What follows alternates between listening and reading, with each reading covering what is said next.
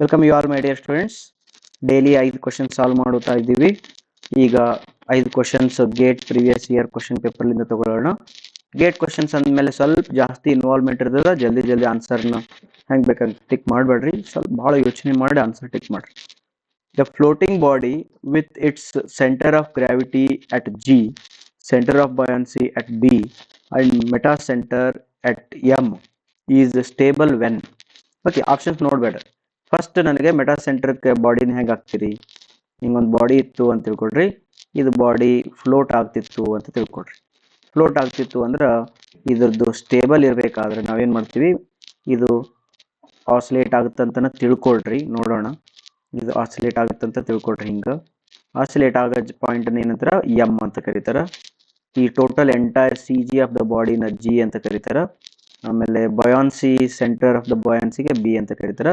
ಈಗ ನಾ ಡಯಾಗ್ರಾಮ್ ಏನು ಹಾಕಿನಲ್ಲ, ಈ ಡಯಾಗ್ರಾಮನ್ನು ನಾವೇನು ಅನ್ಬೋದು?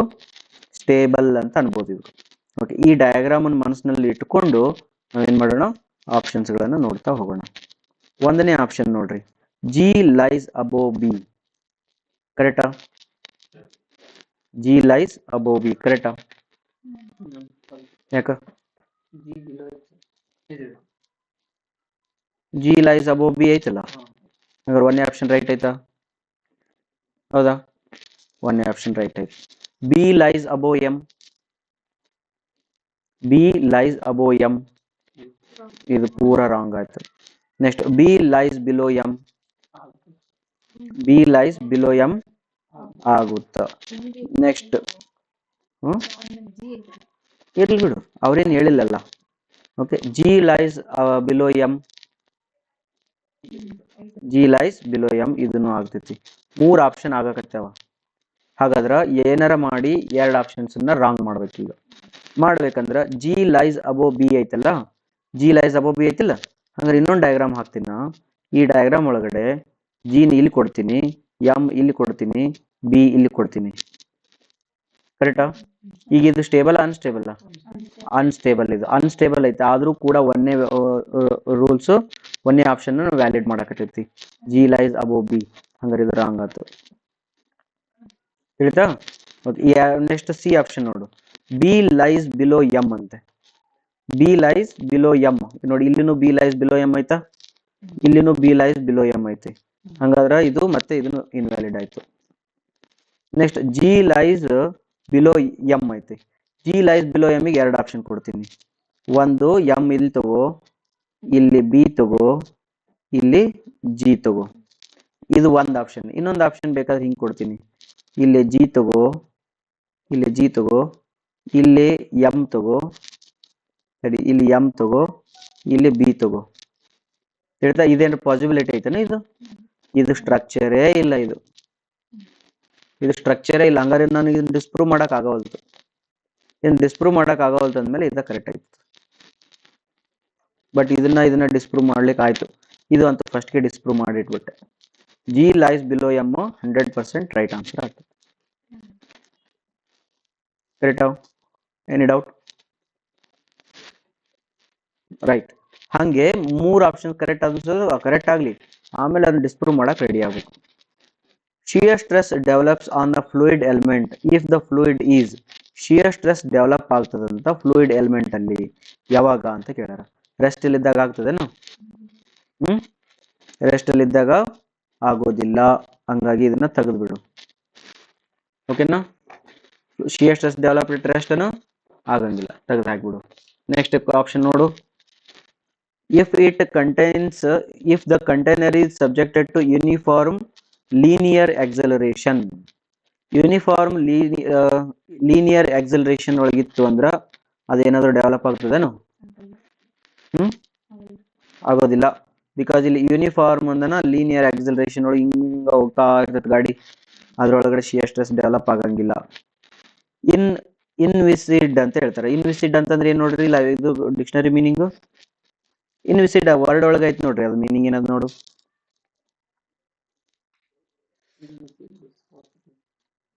ಇನ್ವಿಸಿಡ್ ಅಂತಂದ್ರ ಇನ್ ವಿಸ್ಕ್ ಐತಿ, ಇಲ್ಲಿ ವಿಸ್ಕ್ ಅಂದ್ರೆ ಏನು? ವಿಸ್ಕಾಸಿಟಿ. ಇನ್ ವಿಸ್ಕಾಸಿಟಿ ಅಂತಂದ್ರೆ ಇನ್ವಿಸಿಡ್ ಅಂದ್ರೆ ವಿಸ್ಕಾಸಿಟಿ 0. ಓಕೆ, ವಿಸ್ಕಾಸಿಟಿ 0 ಇದ್ದಲ್ಲಿ ಶಿಯರ್ ಸ್ಟ್ರೆಸ್ ಡೆವಲಪ್ ಆಕೈತೆನಾ? ಆಗಲ್ಲ. ಹಂಗಾರೆ last option correct. Is viscus and the flow is non uniform. Very good, non uniform ಐತಿ, ದೇರ್ ಫೋರ್ ಇದು ಡೆವಲಪ್ ಆಗ್ತೈತೆ. ನೆಕ್ಸ್ಟ್ ನೋಡಿ question. If for a fluid in motion pressure at a point is same in all direction, then the fluid is. ನೋಡು, ಇದು pressure at a point is same in all direction ಏನಂತಾರೆ, ಇದಕ್ಕೆ ಯಾವ law ಇದು? Pascal's law. Okay, Pascal's law apply ಮಾಡ್ಬೇಕಾದ್ರ at ರೆಸ್ಟಿಗೆ apply ಮಾಡ್ತೀವೇನು motion ಒಳಗೆ ಅಪ್ಲೈ ಮಾಡ್ತೀವೋ? ಅಟ್ ರೆಸ್ಟ್ ಮಾಡ್ತೀವಿ, ಆದ್ರೆ ಪ್ರೆಷರ್ ಡಿಫರೆನ್ಸ್ ಡೆಪ್ತ್ ಜಾಸ್ತಿ ಆದಂಗ ಡಿಫರೆನ್ಸ್ ಆಗ್ತದೆ. ಕ್ವಶನ್ ಏನಂದ್ರೆ Pascal's law is applicable only for fluid at rest, fluid in motion at rest. ನಿಂತ ನೀರಿಗೆ ಅಷ್ಟೇ ಅಪ್ಲೈ ಮಾಡ್ತೀವಲ್ಲ. ಈಗ ನೀ ಹೇಳ್ದೆ ಏನೈತಲ್ಲ ಡೆಪ್ತ್ ಅಂತಂದಿಲ್ಲ, ಅದು ನಿಂತ ನೀರಿಂದೆ ಅಲ್ಲ ಮತ್ತೆ, ಹೌದಾ? ನಿಂತ ನೀರಿಂದೆ ಅಲ್ಲ ಅದು. therefore the question is fluid motion ಒಳಗಿದ್ದಾಗ ಅಪ್ಲೈ ಮಾಡ್ತಿರೋ ಏನ್ ರೆಸ್ಟ್ ಒಳಗಿದ್ದಾಗ ಅಪ್ಲೈ ಮಾಡ್ತಿರೋ? ಪಾಸ್ಕಲ್ಸ್ ಲಾನ ಯಾವಾಗ ಅಪ್ಲೈ ಮಾಡ್ತೀರಿ? ರೆಸ್ಟ್ ಇದ್ದಾಗ ಅಪ್ಲೈ ಮಾಡ್ತೀವಿ. ಬಟ್ ಇಲ್ಲಿ ಏನ್ ಕೇಳಕ ನೋಡು, ಫ್ಲೂಯಿಡ್ ಇನ್ ಮೋಷನ್ ಅಂತ ಹೇಳಿ ಅದನ್ನ ಹೇಳಕತ್ತೇನ. ಹಾಗಾದ್ರ ನಾವು ಈ ಕ್ವಶನ್ಸ್ ಆಪ್ಷನ್ಸ್ ಹೆಂಗ್ ಓದ್ಬೇಕಂದ್ರ Pascal's law is invalid for ಅಂತ ಓದ್ಬೇಕು. ಇನ್ವ್ಯಾಲಿಡ್ ಫಾರ್ ಅಂತ ಓದ್ಬೇಕು. ಅಥವಾ Pascal's law is valid for also. ಈಗ ರಿಯಲ್ ಫ್ಲೂಯಿಡ್ಗೆ ಪಾಸ್ಕಲ್ಸ್ ಲಾ ಅಪ್ಲೈ ಮಾಡ್ಬೇಕಾದ್ರೆ ರಿಯಲ್ ಫ್ಲೂಯಿಡ್ ರೆಸ್ಟ್ ಒಳಗಿರ್ಲೇಬೇಕು. ತಿಳಿತಾವ? ನ್ಯೂಟೋನಿಯನ್ ಫ್ಲೂಯಿಡ್ಗೆ ಅಪ್ಲೈ ಮಾಡ್ಬೇಕಾದ್ರೂ ಕೂಡ ಅದು ರೆಸ್ಟ್ ಒಳಗಿರ್ಲೇಬೇಕು. ನಾನ್ ನ್ಯೂಟೋನಿಯನ್ ಫ್ಲೂಯಿಡ್ಗೆ ಅಪ್ಲೈ ಮಾಡ್ಬೇಕಾದ್ರೂ ಕೂಡ ರೆಸ್ಟ್ ಒಳಗಿರ್ಲೇಬೇಕು. ಇಲ್ಲಿ ಟೋಟಲಿ ಏನಂತಂದ್ರೆ ಪಾಸ್ಕಲ್ಸ್ ಲಾ ಅಪ್ಲೈ ಮಾಡ್ಬೇಕಾದ್ರ ಒಂದನೇ ಕಂಡೀಷನ್ ಫ್ಲೂಯಿಡ್ ರೆಸ್ಟ್ ಒಳಗೆ ಇರ್ಬೇಕಂತ. ಎದಕ್ಕ ರೆಸ್ಟ್ ಒಳಗೆ ಇರ್ಬೇಕಂತ ಪಾಸ್ಕಲ್ ಕೇಳಕತ್ತೇನ? ಇದು ರೆಸ್ಟ್ ಒಳಗೆ ಇದ್ರೆ ಮಾತ್ರ ನಂದು ಲಾ ಅಪ್ಲೈ ಆಗುತ್ತೆ ಅಂತ ಯಾಕೆ ಕೇಳಕತ್ತೇನಂದ್ರೆ ರೆಸ್ಟ್ ಒಳಗೆ ಇದ್ದಾಗ ಅದ್ರದ್ದು ವಿಸ್ಕಾಸಿಟಿ 0 ಇರ್ತೈತಿ. ಏನಿರ್ತೈತಿ? ವಿಸ್ಕಾಸಿಟಿ 0 ಇರ್ತೈತಿ. ಹಂಗ ರೆಸ್ಟ್ ಒಳಗಿದ್ದಾಗ ವಿಸ್ಕಾಸಿಟಿ 0 ಇರ್ತ ಅಂತ ಫ್ಲೂಯಿಡ್ ಯಾವ್ದೈತಿ? ರಿಯಲ್ ಫ್ಲೂಯಿಡ್ ಒಳಗೆ ವಿಸ್ಕಾಸಿಟಿ ಐತಿ, ನ್ಯೂಟೋನಿಯನ್ ಫ್ಲೂಯಿಡ್ ಒಳಗೆ ವಿಸ್ಕಾಸಿಟಿ ಐತಿ, ನಾನ್ ನ್ಯೂಟೋನಿಯನ್ ಫ್ಲೂಯಿಡ್ ಒಳಗೆ ವಿಸ್ಕಾಸಿಟಿ ಐತಿ. ಐಡಿಯಲ್ ಫ್ಲೂಯಿಡ್ ಒಳಗಡೆ ವಿಸ್ಕಾಸಿಟಿ ಇಲ್ಲ. ಐಡಿಯಲ್ ಫ್ಲೂಯಿಡ್ ಒಳಗೆ ವಿಸ್ಕಾಸಿಟಿ ಇಲ್ಲ. ಹಂಗಾರೆ ಐಡಿಯಲ್ ಫ್ಲೂಯಿಡ್ ಮೋಷನ್ ಒಳಗೆ ಇದ್ರೂ ಕೂಡ ಪಾಸ್ಕಲ್ಸ್ ಲಾ ವ್ಯಾಲಿಡ್ ಆಗ್ತದ. Very very very very important. Ideal fluid motion ಒಳಗೆ ಇದ್ರೂ ಕೂಡ ಪಾಸ್ಕಲ್ಸ್ ಲಾ ಅಪ್ಲೈ ಆಗ್ತದ. ಬಟ್ ಉಳಿದ ಯಾವ ಫ್ಲೂಯಿಡ್ ಕೂಡ ಮೋಷನ್ ಅಲ್ಲಿ ಇದ್ರೆ ಪಾಸ್ಕಲ್ಸ್ ಲಾ ಅಪ್ಲೈ ಆಗಂಗಿಲ್ಲ. Understood? Next question. In a static fluid, the pressure at a point is ನೋಡಿ ಇಲ್ಲಿ ಬಂತದು. In a static fluid, pressure at a point is equal to the weight of the fluid above, equal in all directions only if its viscosity is 0, always directed downwards. C option. ನೋಡೋಣ. ಈಗ ಒಂದೇ option ಏನಂತಾರೆ, first ಏನ್ ನೋಡಿದು, in static fluid. Okay, static fluid pressure at a point Pascal's law ಏನ್ ಹೇಳೋಣ, equal to weight of the fluid ಅಲ್ಲ. ಈಗ ನೋಡು, ಇದು ಒಂದು ಕಂಟೈನರ್ ಐತಿ, ಸ್ಟ್ಯಾಟಿಕ್ ಫ್ಲೂಯಿಡ್ ಐತಿ, ಒಂದು ಪಾಯಿಂಟ್ ಐತಿ. ಈ ಪಾಯಿಂಟ್ ಒಳಗಡೆ ಪ್ರೆಷರ್ ಈಕ್ವಲ್ ಟು, ಅಂದ್ರೆ ಇಲ್ಲಿ ಪ್ರೆಷರ್ ಈಸ್ ಈಕ್ವಲ್ ಟು ಅದ್ರದ್ದು ವೇಟ್ ಐತೇನು, ಇದ್ರ ಮ್ಯಾಲಿದ್ ವೇಟ್ ಐತೇನು? ಇಲ್ಲ, ವೇಟ್ ಇರಂಗಿಲ್ಲ. ಅದು ರೋ ಜಿ ಹೆಚ್ ಐತದ. ತಿಳಿತಾ? ಇವ ಏನ್ ಅನ್ನಕತ್ತಾನ, ಇವ pressure is equal to weight ಅನ್ನಕತ್ತಾನ. ವೇಟ್ ಅಂತಂದ್ರೆ ಅರ್ಥ ಏನು? ವೇಟ್ ಅಂತಂದ್ರೆ ಏನು? ರೋ ಜಿ ಇಂಟು ವಾಲ್ಯೂಮ್ ಆಯ್ತದ. ರೋ ಜಿ ಇಂಟು ವಾಲ್ಯೂಮ್ ಆಯ್ತು. ಬಟ್ ಇದೇನೈತಿ? ರೋ ಜಿ ಇಂಟು ಹೆಚ್ ಐತಿ. ದೇರ್ಫೋರ್ ಒಂದೇ ಆಪ್ಷನ್ ರಾಂಗ್ ಆಯ್ತು. ಎರಡನೇ option equal in all direction.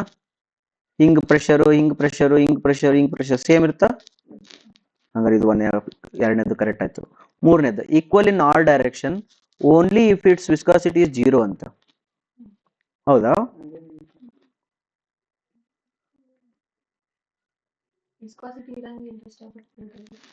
Static fluid ಒಳಗಡೆ ವಿಸ್ಕಾಸಿಟಿ ಇರಂಗಿಲ್ಲ, ಒಪ್ಕೊಳ್ತೀನಿ. ಬಟ್ ವಿಸ್ಕಾಸಿಟಿ 0 ಇದ್ದ ಫ್ಲೂಯಿಡ್ಗೆ ಅಷ್ಟೇ ಪಾಸ್ಕಲ್ಸ್ ಲಾ ಅಪ್ಲೈ ಆಕೈತನ ಹ್ಮ್ ಈಗ ನೀರಿಗೆ ಪ್ಲಾಸ್ಟಿಕ್ ಇದು ಪಾಸ್ಕಲ್ಸ್ ಲಾ ಅಪ್ಲೈ ಆಗ್ತೈತೋ ಇಲ್ಲೋ ಆಗ್ತದೆ. ಆಗತ್ತೆ. ನೀರಿಗೆ ವಿಸ್ಕೋಸಿಟಿ ಐತೋ ಇಲ್ಲೋ ಐತಿ. ಐತಿ. ಮತ್ತೆ ಐತಿ, ವಿಸ್ಕೋಸಿಟಿ ಐತಿ, ಪಾಸ್ಕಲ್ಸ್ ಲಾ ಅಪ್ಲೈ ಆಗಕತ್ತೈತಿ. ಜಸ್ಟ್ ಮ್ಯಾಲೆ ಹೇಳಿದ್ವಲ್ಲ. ಸ್ಟ್ಯಾಟಿಕ್ ಇದ್ರೆ ಅಷ್ಟ ಹಾ, ನೀರು ಅದಕ್ಕೆ ವಿಸ್ಕೋಸಿಟಿ ಐತಿ, ಬಟ್ ಅದು ಸ್ಟ್ಯಾಟಿಕ್ ಇತ್ತಂದ್ರೆ ಅದು ವಿಸ್ಕೋಸಿಟಿ ಇರಂಗಿಲ್ಲ. ಅಲ್ಲಿ ಮೆನ್ಷನ್ ಮಾಡಿಲ್ಲಲ್ರಿ fluid. ಹಾ, ಹಂಗಾರೆ ತೆಗ್ದು ಹಾಕ್ಬಿಡಮ್ ಇದನ್ನ. ಅದನ್ನ ಮೆನ್ಷನ್ ಮಾಡಿಲ್ಲಲ್ಲ ಅವ್ರು ಏನಂತ ಹೇಳಿ. ಹೌದಲ್ಲ, ಹಂಗ ಮತ್ತೆ ಕನ್ಫ್ಯೂಸ್ ಕ್ರಿಯೇಟ್ ಮಾಡಕತ್ತೈತಿ ಇದು ಆಪ್ಷನ್. ತೆಗ್ದು ಹಾಕ್ಬಿಡು. ನಿನ್ ಕ್ಲಿಯರ್ ಇದ್ದಿದ್ದು ಯಾವ್ದು ಆಪ್ಷನ್? ಇದು ಕ್ಲಿಯರ್ ಐತಿ ಆಪ್ಷನ್, ಅನ್ ಟಿಕ್ ಮಾಡ್ಕೊಂಡ್ಬಿಡು. Only if the fluid. ಇಲ್ಲಿ ಬರಿ equal in all direction only if its viscosity is zero when it is in static. ಅಥವಾ ಇಲ್ಲಿ ಸ್ಟ್ಯಾಟಿಕ್ ಅಂತ ಬರ್ದಾನ. When it is in static. ಅಷ್ಟು ಡೀಟೇಲ್ಡ್ ಆಗಿ ಹೋಗೋ ಅವಶ್ಯಕತೆನೇ ಇಲ್ಲ ಇಲ್ಲಿ. ಹೌದಾ, ತೆಗೆದು ಬಿಡೋದನ್ನ. ನೆಕ್ಸ್ಟ್, ಆಲ್ವೇಸ್ ಡೌನ್ವರ್ಡ್ಸ್ ಇರ್ತಾನೆ ಇದು. ಹಿಂಗ ಡೌನ್ವರ್ಡ್ಸ್ ಇಲ್ಲೂ ಇರ್ತೈತಿ, ಅಪೋಸಿಟ್ ಇರ್ತೈತಿ, ಹಿಂಗೂ ಇರ್ತೈತಿ, ಹಿಂಗೂ ಇರ್ತೈತಿ. ದೇರ್ಫೋರ್ ಇದಂತೂ ರಾಂಗ್ ಆಗೇ ಬಿಡ್ತು. ಓಕೆ, ಇನ್ನೊಂದ್ಸತೆ ನಾನು ನಿಮ್ಗೆ ಈ 3 ಕ್ವಶನ್ಸ್ ಎಕ್ಸ್ಪ್ಲೇನ್ ಮಾಡ್ತೀನಿ. 3 ಕ್ವಶನ್ಸ್ ಇನ್ನೊಮ್ಮೆ ಎಕ್ಸ್ಪ್ಲೇನ್ ಮಾಡ್ತೀನಿ. ಸ್ವಲ್ಪ ಪೇಷನ್ಸ್ ಇರಲಿ.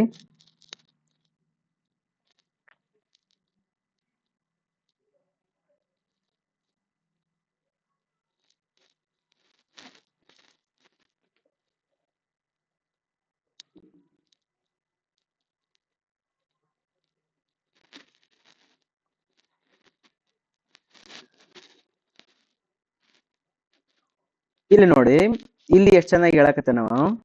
Shear stress develops on a fluid element if the fluid is. Shear stress develop ಆಗ್ಬೇಕಾದ್ರೆ ಫ್ಲೂಯಿಡ್ ಹೆಂಗಿರ್ಬೇಕಂತ ಕೇಳೋಣ. ಶಿಯರ್ ಸ್ಟ್ರೆಸ್ ಡೆವಲಪ್ ಆಗ್ಬೇಕಾದ್ರ ಅಂದ್ರೆ ಶಿಯರ್ ಸ್ಟ್ರೆಸ್ ಡೆವಲಪ್ ಆಗತ್ತಿತ್ತಂದ್ರೆ ಮ್ಯೂ ಐತೈತೆ ಅಂತ ಅರ್ಥ. ಶಿಯರ್ ಸ್ಟ್ರೆಸ್ ಡೆವಲಪ್ ಆಗ್ಬೇಕಾದ್ರ ಫ್ಲೂಯಿಡ್ ಹೆಂಗಿರ್ಬೇಕು ಅಂತಂದ್ರ ಅದು ವಿಸ್ಕಸ್ ಇರ್ಬೇಕು. ಹೇಳ್ತಾ, ಜೊತೆಗೆ ಅದು ಫ್ಲೋ ಆಗ್ತಿರ್ಬೇಕು. ಬರೀ ವಿಸ್ಕಸ್ ಇತ್ತು ಅಂತಂದ್ರ ಶಿಯರ್ ಸ್ಟ್ರೆಸ್ ಡೆವಲಪ್ ಆಗುತ್ತೆ ಅಂತ ಹೇಳಕ್ ಬರಂಗಿಲ್ಲ. ಈಗ ನೀರು ವಿಸ್ಕಸ್ ಐತಿ, ಬಟ್ ಮೂವ್ ಆಗತ್ತಿಲ್ಲ. ಅದ್ರೊಳಗೆ ಶಿಯರ್ ಸ್ಟ್ರೆಸ್ ಡೆವಲಪ್ ಆತನ? ಇಲ್ಲ. ಹಂಗಾದ್ರ ಶಿಯರ್ ಸ್ಟ್ರೆಸ್ ಡೆವಲಪ್ ಆಗ್ಬೇಕಾದ್ರ ಬರೀ ವಿಸ್ಕಸ್ ಇದ್ರಷ್ಟ ನಡೆಯಂಗಿಲ್ಲ, ಅದ್ರ ಜೊತೆಗೆ ಅದು ಮೂವ್ ಆಗ್ತಿರ್ಬೇಕು. ಬಟ್ ಅದು ಹೆಂಗ್ ಮೂವ್ ಆಗ್ತಿರ್ಬೇಕಂತಂದ್ರ ಯೂನಿಫಾರ್ಮ್ ಲೀನಿಯರ್ ಆಕ್ಸಿಲರೇಷನ್ ಬೇಡ. ಅದು ಹೆಂಗಿರ್ಬೇಕು? ನಾನ್ ಯೂನಿಫಾರ್ಮ್ ಆಕ್ಸಿಲರೇಷನ್ ಒಳಗೆ ಮೂವ್ ಆಗ್ತಿರ್ಬೇಕು. ನಾನ್ ಯೂನಿಫಾರ್ಮ್ ಆಕ್ಸಿಲರೇಷನ್ ಮೂವ್ ಆಗತೈತಿ, ವಿಸ್ಕಸ್. ಅಂದ್ರೆ ಇಲ್ಲಿ ಮೇನ್ ಇಂಪಾರ್ಟೆಂಟ್ ಪ್ಯಾರಾಮೀಟರ್ ಏನು ಶಿಯರ್ ಸ್ಟ್ರೆಸ್ ಡೆವಲಪ್ ಆಗಕ? ವಿಸ್ಕಾಸಿಟಿನೋ ಏನು movement? Movement is very very important parameter. But ಅದ್ರ ಜೊತೆಗೆ ಇದಂತೂ ಇರಲೇಬೇಕು. ನೀನು ಇಲ್ಲೇ ವಿಸ್ಕಸ್ ಇದ್ದೇ ಇಲ್ಲ ಅಂತ ಅಂದ್ಬಿಟ್ಟಿ ಅಂತ ತಿಳ್ಕೊ, ಅವಾಗ ಇದನ್ನ ನೋಡೋ ಅವಶ್ಯಕತೆನೇ ಇಲ್ಲ. ಈಗ ಐಡಿಯಲ್ ಫ್ಲೂಯಿಡ್ ಐತಪ್ಪ, ಐಡಿಯಲ್ ಫ್ಲೂಯಿಡ್ ಅಂದ ತಕ್ಷಣ ಏನಂದ್ಬಿಡ್ತೇವೆ ನಾವು? ವಿಸ್ಕಾಸಿಟಿ 0 ಅಂತ. ಅದು ಮೂವ್ ಆಗ್ಲಿ ನಿಂದಿರ್ಲಿ ನಮಗೇನಾಗಬೇಕಾಗಿತ್ತು? ಅದು ಮೂವ್ ಆದ್ರೇನು ನಿಂತ್ರೇನು ನಮಗೇನು ಎಫೆಕ್ಟ್ ಬೀಳಂಗಿಲ್ಲ. ಅಕಸ್ಮಾತ್ ಇಲ್ಲಿ ಏನು ಬರ್ದಿದ್ರೆ ತಿಳ್ಕೊ, shear stress develops on ideal fluid ಅಂತ ಬರ್ದಿದ್ರೆ ತಪ್ಪ ನಡೆದಾಗ್ಬಿಡು. ಡೆವಲಪ್ ಆಗಂಗಿಲ್ಲ, ಅದು ಮೂವ್ ಆದ್ರೇನು ಬಿಟ್ರೇನು. ದೇರ್ಫೋರ್ ಇದು ಗೊತ್ತಾಯ್ತು. ಈಗ ಅಂದ್ರ ನಿಮ್ಗೇನ್ ಗೊತ್ತಾಯ್ತು? ವಿಸ್ಕಾಸಿಟಿ ಆ ಪ್ಯಾರಾಮೀಟರ್ ಏನೈತಲ್ಲ ಅದು ಮೂವ್ ಆಗೋ ಫ್ಲೂಯಿಡ್ ಮಾತ್ರ ಬದುಕಿರ್ತದ, ಇಲ್ಲಂದ್ರೂ ಇರ್ತದ. ಬಟ್ ಅದು ಯಾವುದು ಶಿಯರ್ ಸ್ಟ್ರೆಸ್ ಡೆವಲಪ್ ಮಾಡಂಗಿಲ್ಲ. ಅಂತ ಫ್ಲೂಯಿಡಿಗೆ ಪಾಸ್ಕಲ್ ತನ್ನ ಲಾವನ್ನು ಅಪ್ಲೈ ಮಾಡ್ತಾನ. ಎಂತ ಫ್ಲೂಯಿಡ್ಗೆ? ವಿಸ್ಕಸ್ ಇರಬೇಕು, ಪ್ಲಸ್ ಅದು ಶಿಯರ್ ಸ್ಟ್ರೆಸ್ ಡೆವಲಪ್ ಮಾಡಬಾರ್ದು. ಅಂದ್ರ ಅದು ರೆಸ್ಟ್ ಒಳಗೆ ಇರಬೇಕು. ಇಂಥ ಫ್ಲೂಯಿಡ್ಸಿಗೆ ಪಾಸ್ಕಲ್ ಏನ್ ಮಾಡ್ತಾನ? ತನ್ನ ಲಾನ ಅಪ್ಲೈ ಮಾಡ್ತಾನ. ಹಂಗಾರೆ ಪಾಸ್ಕಲ್ಸ್ ಲಾ ಏನ್ ಹೇಳ್ತದ? fluid when it is a rest, pressure in all the point, pressure at a point is the same in all direction ಅಂತ ಹೇಳ್ತೇನೆ. ಓಕೆ, ಈಗ ಈ ಕ್ವಶನ್ ಒಳಗಡೆ ಎಷ್ಟು ಕನ್ಫ್ಯೂಸ್ ಮಾಡ ನೋಡವ. ಬಟ್ ಪಾಸ್ಕಲ್ಸ್ ಲಾ ಹೇಳಿದಾರ ರೆಸ್ಟಿಗೆ, ಬಟ್ ಇವಾಗ ಕೇಳಕತ್ತೇನ ಮೋಷನ್ನಿಗೆ. ಪಾಸ್ಕಲ್ಸ್ ಲಾ ಅಂದ್ರೆ ಒಂದು ಫ್ಲೂಯಿಡ್ ಮೂವ್ ಆಗತ್ತದ, ಆ ಮೂವ್ ಆಗತ್ತಿದ್ದ ಫ್ಲೂಯಿಡ್ಗೆ ನಾನು ಐಡಿಯಲ್ ಏನದು ಪಾಸ್ಕಲ್ಸ್ ಲಾ ಅಪ್ಲೈ ಮಾಡ್ಬೋದಾ ಅಂತ ಕೇಳ್ತೇನೆ. ಒಂದೇ ಕ್ವಶನ್ ಏನು? ಒಂದೇ ಆನ್ಸರ್ ಏನು? ಇಲ್ಲ. ತಿಳಿತಾ? ಯಾಕಿಲ್ಲ ಅಂತ ಹೇಳಿದ್ರೆ ಆನ್ಸರ್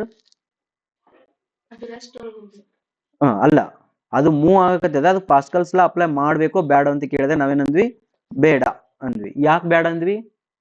ವಿಸ್ಕೋಸಿಟಿ ಜೀರೋ ಅದು ಮೂವ್ ಆಗಕತ್ತದ. ಫಸ್ಟ್ ಕೆಲಸ ಏನಂತಂದ್ರೆ ಅದು ಮೂವ್ ಆಗಕತ್ತದ. ಬಟ್ ಮೂವ್ ಆಗಕತ್ತದ, ಮೂವ್ ಆಗೋದಕ್ಕೂ ಮತ್ತು ರೆಸ್ಟಿಗೂ ನಿಂದೇನ್ ಪ್ರಾಬ್ಲಮ್ ಐತಪ್ಪ?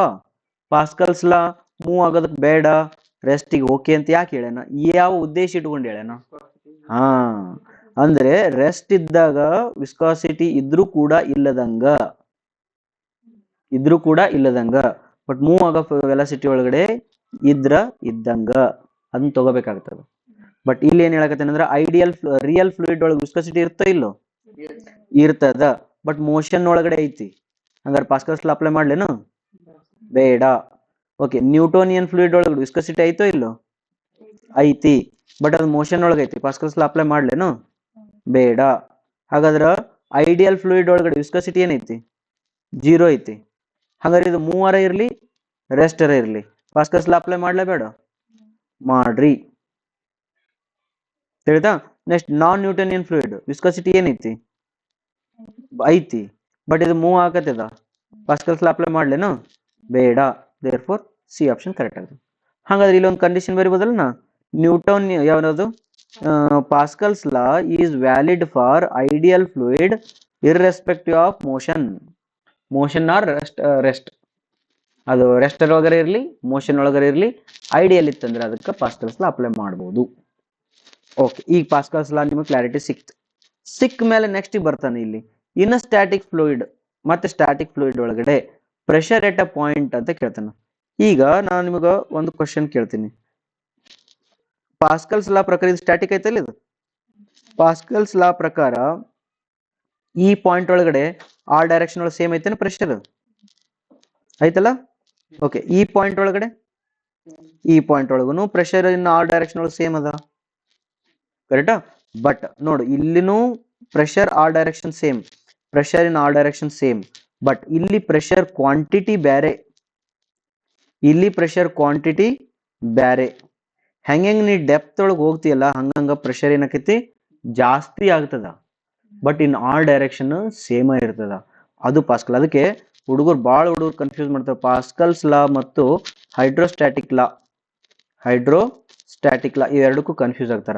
ಹೈಡ್ರೋಸ್ಟ್ಯಾಟಿಕ್ ಲಾ ಹೇಳ್ತದ pressure quantity rho G H, but ಇವ ಏನ್ ಹೇಳ್ತಾನೆ ಅಂತಂದ್ರ P X equal to P Y equal to P Z. X direction ಎನ್ ಆರ್ ಡೈರೆಕ್ಷನ್ ಒಳಗೆ ಇದು ಸೇಮ್ ಅಂತ ಹೇಳ್ತಾನೆ. ತಿಳಿತಾ? ಇಷ್ಟೇ ಇದ್ರ ಡಿಫ್ರೆನ್ಸ್. ಇದು ಹೆಂಗ ಅಂತಂದ್ರ ಕೆಟ್ಟವರು ಒಳ್ಳೆಯವರಲ್ಲ, ಪಾಸ್ಕಲ್ ಹೇಳಿ ಸತ್ತ ಬಿಡ್ತಾನೆ ಅಷ್ಟೇ. ಕೆಟ್ಟವರು ಒಳ್ಳೆಯವರಲ್ಲ, ಕೆಟ್ಟವ್ರ ಸವಾಸ ಮಾಡಬೇಡ ಅಷ್ಟೇ. ಬಟ್ ಎಷ್ಟು ಕೆಟ್ಟವರು, ಎಲ್ಲಿರ್ತಾರ ಅವರು, ಅದ್ರ ಬಗ್ಗೆ ಏನು ಮಾತಾಡಲ್ಲ. ಜಸ್ಟ್ ಒಂದೇ ಸ್ಟೇಟ್ಮೆಂಟ್. ಹಂಗ pressure in all direction is same. ಮುಗಿತ್. ಎಷ್ಟು ಪ್ರೆಷರು ಮಾತಾಡಂಗಿಲ್ಲ. ಎಷ್ಟು ಪ್ರೆಷರ್ ಬೇಕಿತ್ತು ಅಂದ್ರ ನೀ ಹೈಡ್ರೋಸ್ಟ್ಯಾಟಿಕ್ ಲಾ ಅನ್ನು ಕೇಳ್ಕೋಬೇಕು. ಅದಕ್ಕೆ ಇಲ್ಲಿ ಹೈಡ್ರೋಸ್ಟ್ಯಾಟಿಕ್ ಲಾ ಪ್ರಕಾರ ಏನ್ ಹೇಳ್ತಾರ ಅವರು? ರೋ ಜಿ ಹೆಚ್ ಅಂತ ಹೇಳ್ತಾರ. ಬಟ್ ಇಲ್ಲಿ ಏನ್ ಕೊಡಕತ್ತೆ ನಾವು? Weight is equal to the ಅಬೋ, ಪ್ರೆಷರ್ ಈಸ್ ಈಕ್ವಲ್ ಟು ಅಬೋ ವೇಟ್ ಆಫ್ ದ ಅಬೋ ಅಂತಾನ. ರೋ ಜಿ ವಾಲ್ಯೂಮ್ ಆಕೈತದ, ರೋ ಜಿ ವಾಲ್ಯೂಮ್ ಆಕೈತಿ. ದೇರ್ ಫೋರ್ ದಿಸ್ ಬೇಡ, ಇದು ಕರೆಕ್ಟ್ ಅದ. ಇಲ್ಲಿ 17 ಇದು ಬ್ಯಾಡ್ ಆಗಿತ್ತು. ಇದು ಅಬ್ಸಲ್ಯೂಟ್ಲಿ ರೈಟ್ ಐತೆ. ನೋಡು, equal in all direction only if its viscosity is zero ಅಂತ. ಹಂಗೇನಿಲ್ಲ, ರಿಯಲ್ ಫ್ಲೂಯಿಡ್ಗೂ ನಾವು ಅಪ್ಲೈ ಮಾಡಕತ್ತೀವಿ. ರಿಯಲ್ ಫ್ಲೂಯಿಡ್ ವಿಸ್ಕಾಸಿಟಿ ಐತಿ, ಅದಕ್ಕೂ ಪಾಸ್ಕಲ್ಸ್ ಲಾ ಅಪ್ಲೈ ಮಾಡಕತ್ತೀವಿ. ದೇರ್ ಫೋರ್ ಇದು ರಾಂಗ್, ಇದಂತೂ ರಾಂಗ್. ರೈಟಾ? ಎಷ್ಟು ಕ್ವಶನ್ ಅದು? 4 ಕ್ವಶನ್ ಅದು. 5ನೇ ಕ್ವಶನ್ ನೋಡೋಣ.